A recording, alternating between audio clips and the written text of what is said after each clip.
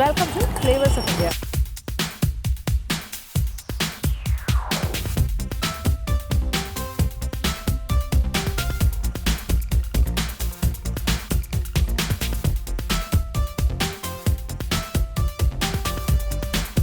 ഇനി അടുത്ത സ്ഥലത്തേക്ക് കയറാൻ പോവാണ്. ഇതാണ് ഭൂതനാഥ എൻട്രൻസ്, വേറൊരു എൻട്രൻസ് വേ.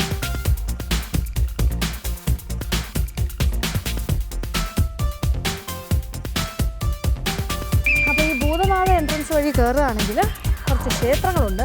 പ്രധാനപ്പെട്ട ക്ഷേത്രം നമ്മളുടെ ഹിഡിംബ ടെമ്പിളാണ്. അപ്പോൾ ശരിക്കും പറഞ്ഞാൽ ഹിഡിംബാസുരൻ താമസിച്ചിരുന്ന ഭാഗമാണ് ഈ ഭാഗം എന്നാണ് പറയുന്നത്.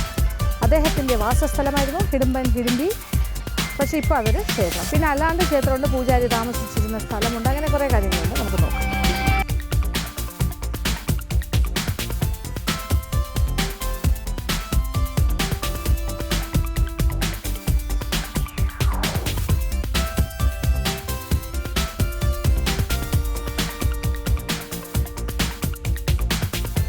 ഇത് ഹിഡിംബ ടെമ്പിളിൻ്റെ സ്റ്റാർട്ടിംഗ് പോയിൻ്റാണ്, മുഖമണ്ഡപം. അത് കഴിഞ്ഞാൽ നവരംഗ്, അത് കഴിഞ്ഞാൽ സുഖനാസി, അതായത് മെയിനായിട്ടുള്ള സാങ്ക്ടം സാങ്ക്ടോറിയം, ഗർഭഗൃഹ.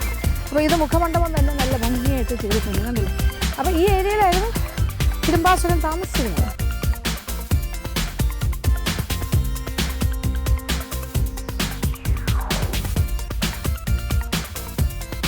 ഇത് കംപ്ലീറ്റ് ഇത് മുഖമണ്ഡപം. ഇതിൽ കൂടിയാണ് നമ്മൾ അകത്തേക്ക്.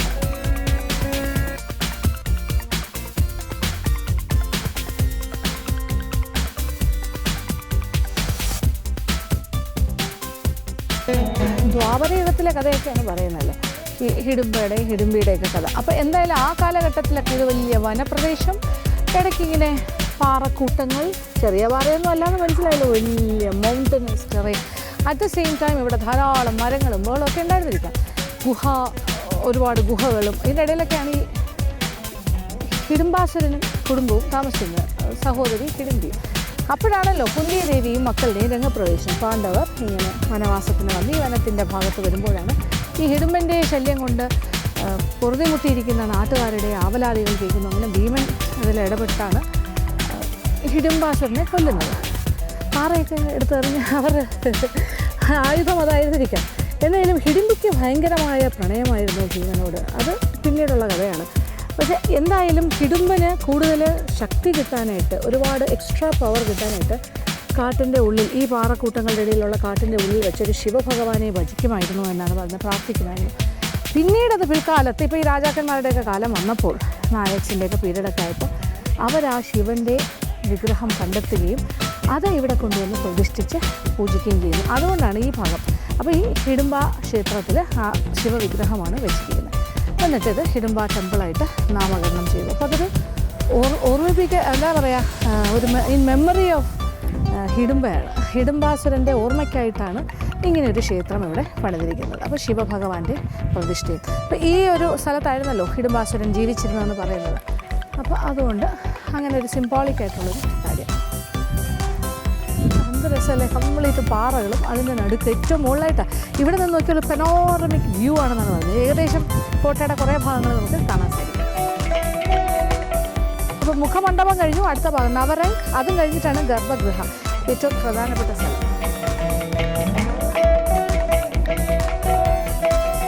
അങ്ങനെ ടെമ്പിളിൻ്റെ പരിസരത്ത് എത്തിക്കഴിഞ്ഞു. ഇതാണ് ക്ഷേത്രം.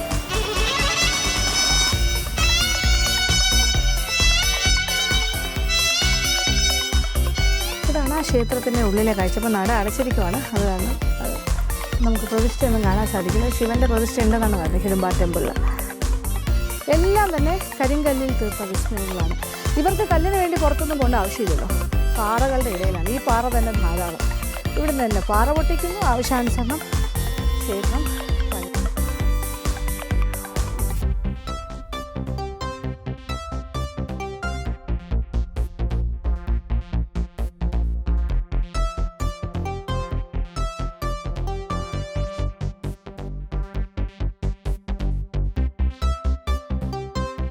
ഇവിടെ നിന്ന് നോക്കിക്കഴിഞ്ഞാൽ പെനോറമിക് വ്യൂ എന്ന് ഞാൻ പറഞ്ഞു, കണ്ടോളൂ.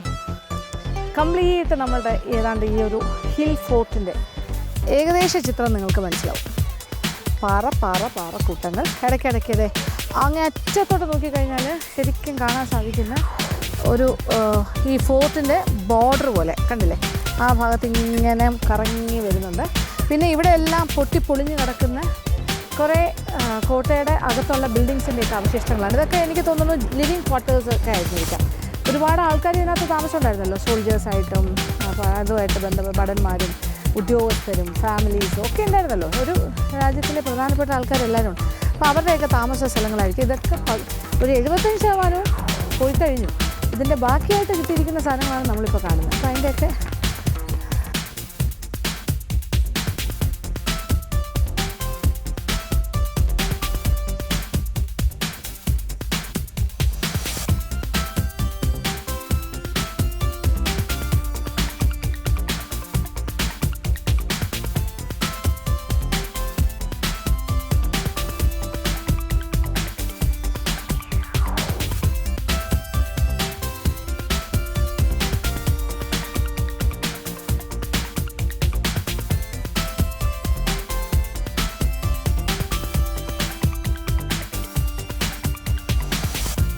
ടെമ്പിളിൻ്റെ സൈഡിൽ കൂടി ഇങ്ങനെ ചുറ്റി നടക്കുകയാണ്. ഇതൊരു നല്ല രസമുള്ള ടെമ്പിളാണ്.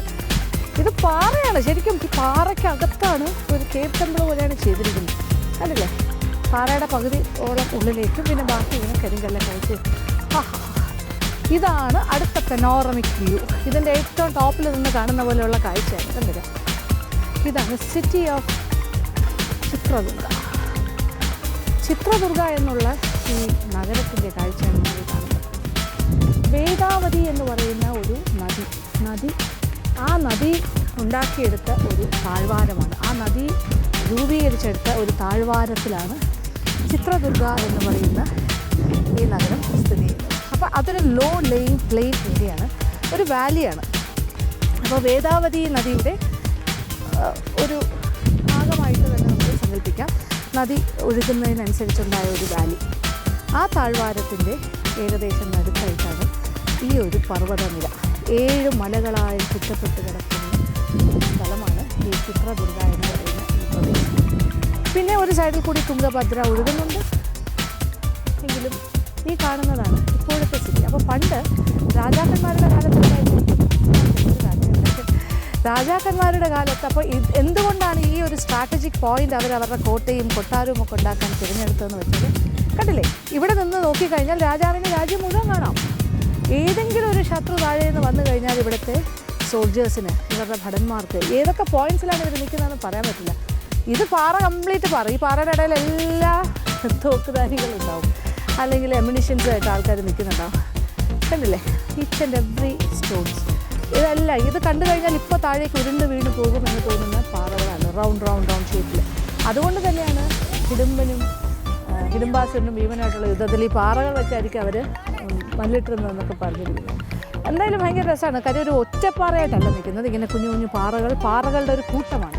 കൂടാതെ അല്ലാതെ പാറകളുമുണ്ട്, വലിയ ബോൾഡേഴ്സ്. കണ്ടില്ലേ, ഇതെല്ലാം ഇങ്ങനെ ഏതാണ്ട് മറിഞ്ഞ് വീണ് കിടക്കുന്ന പോലെയാണ് പാറക്കൂട്ടം. പക്ഷേ ഇതിനകത്താണ് ഇത് ഇത്രയും കാര്യങ്ങൾ സജ്ജീകരിച്ചിരിക്കുന്നത്. ഈ വലിയൊരു കോട്ട, ഇത് കംപ്ലീറ്റ് ചുറ്റി, ഇത് 1500 ഏക്കർ ചുറ്റളവിൽ കോട്ട കെട്ടിയിട്ടുണ്ട്. ഫുള്ളായിട്ട് കോട്ട മതിലുണ്ട്, അതിനകത്ത് പല പല ഗേറ്റ്സ് ഉണ്ട്. വാച്ച് ടവേഴ്സ് എന്ന് പറഞ്ഞാൽ ഇതിൻ്റെ മുകളിലും ഉണ്ടൊരു വാച്ച് ടവർ.